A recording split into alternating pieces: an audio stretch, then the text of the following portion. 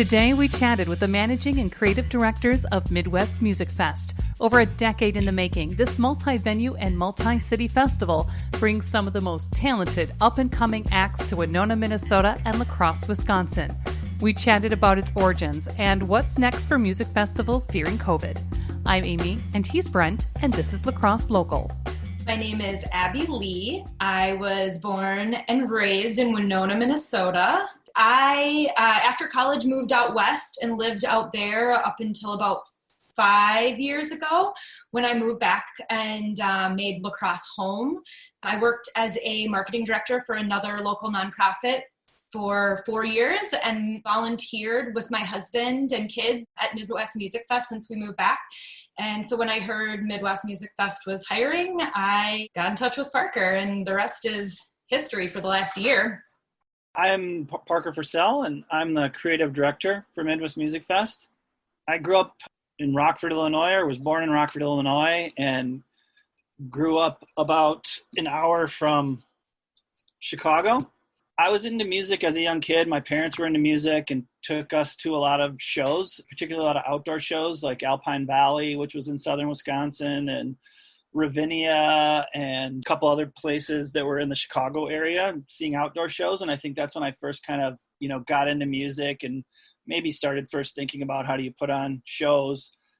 And I was a music geek growing up. When I came to college in La Crosse, and about my first week of college, I couldn't get anybody to go to a show on my side of the dorm. And I went to a show and I ended up meeting some La Crosse locals. All through college, we were into music and would go to shows and travel to shows. And when I graduated from school, I moved to Colorado, to Telluride, Colorado, and I got involved in volunteering with a lot of music fests that happened in that town, so it was kind of a resort town.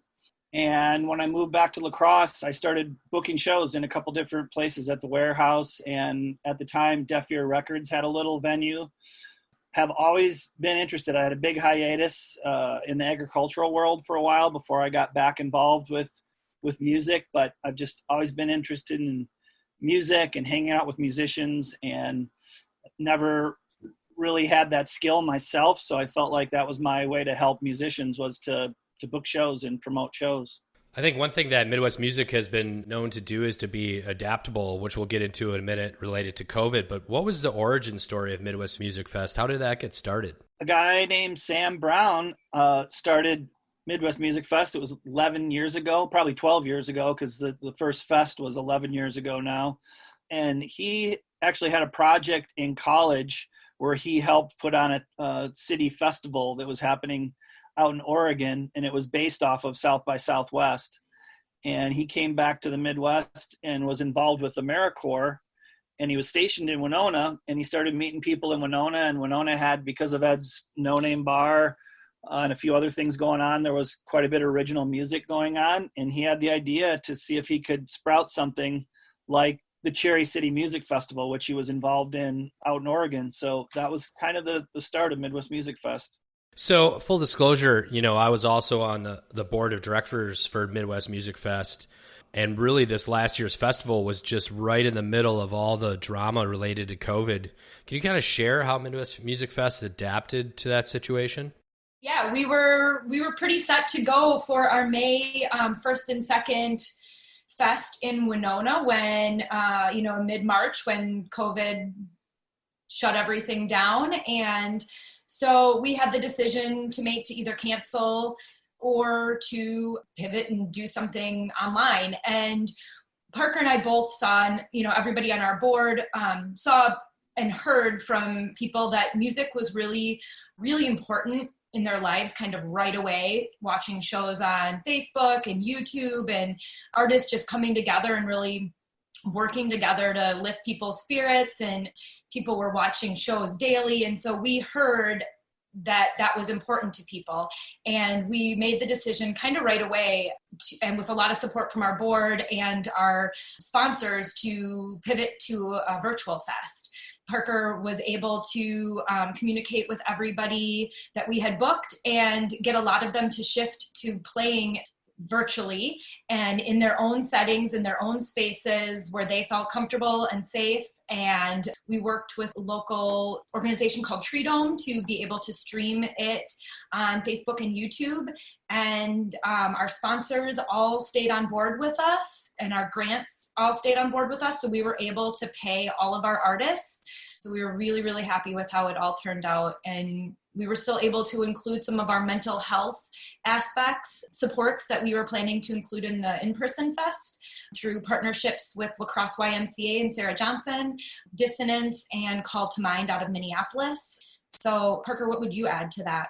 Well, I mean, I think the artists were really thankful to be able to play. And I think just there was a sense of like things continuing and trying to not think everything was falling apart, that there still was a way to move forward. And so we've continued those communications with artists. All you can do is be flexible at this point. We've actually planned quite a few things that we had to pull back on just because it hasn't been the right timing yet to be doing in-person events. So, all that we really can do are these kind of virtual events.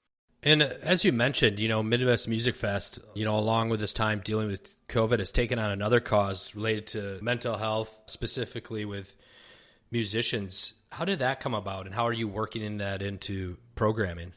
It came through staff discussing with the board the idea that we've seen a lot of people in society obviously struggling with mental health as a whole, but in the musician world and in the artistic community, because we are behind the scenes and get to know a lot of these artists, we know that a lot of artists have had challenges with mental health.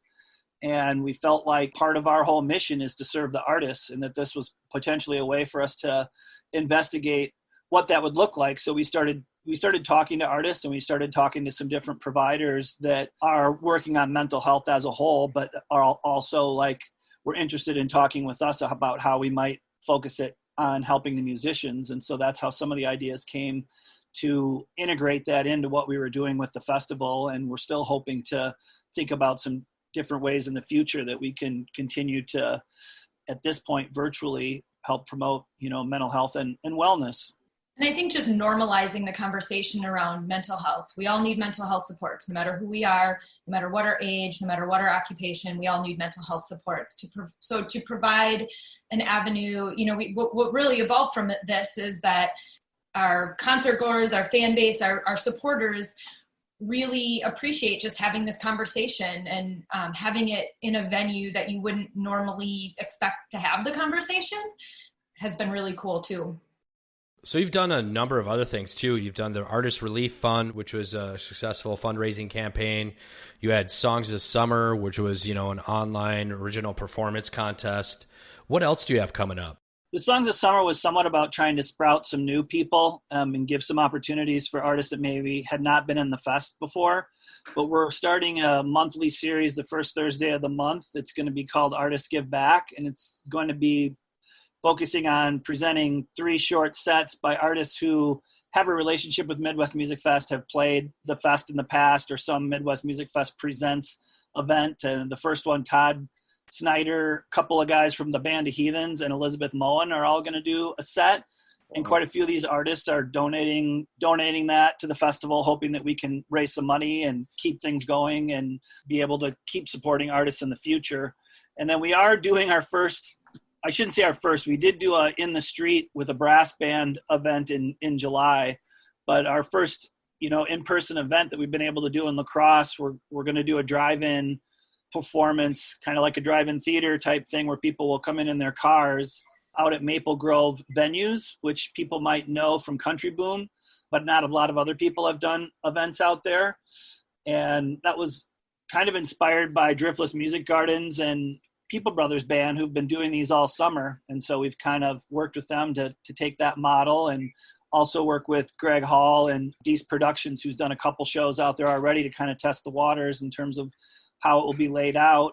And so, on September 19th, we're going to have Dead Horses and White Iron Band out at Maple Grove venues, and we'll be selling 100 cars, and people will be able to picnic, bring in their own food, and then buy alcohol there at the venue as they're driving into the venue, and then just have their own kind of tailgate spot, big open field there at Maple Grove. It's really just tailgating. I really think everyone's just good at that. So, I mean, I guess with people thinking about the concept who haven't been to one, what should they anticipate?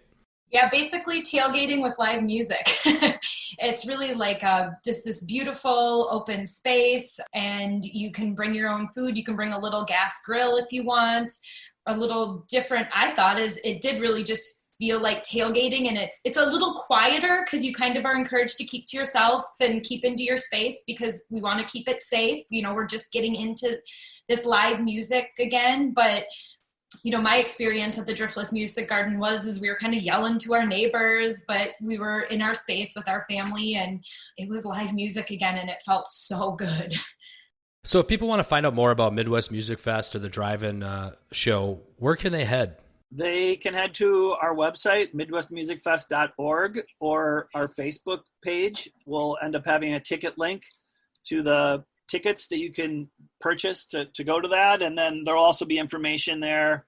The Artists Give Back series that's going to be the first Thursdays, that'll be an online event. That's not an in-person event. So you'll be able to see that on our Facebook page or on our YouTube page. La Crosse Local Podcast is a production of River Travel Media. Do you have an interview idea you would like to share with us? Message us on Facebook at La Crosse Locals. Subscribe to the La Crosse Local Podcast on your favorite podcast app. If you like us, rate us 5 stars. We thank you for it.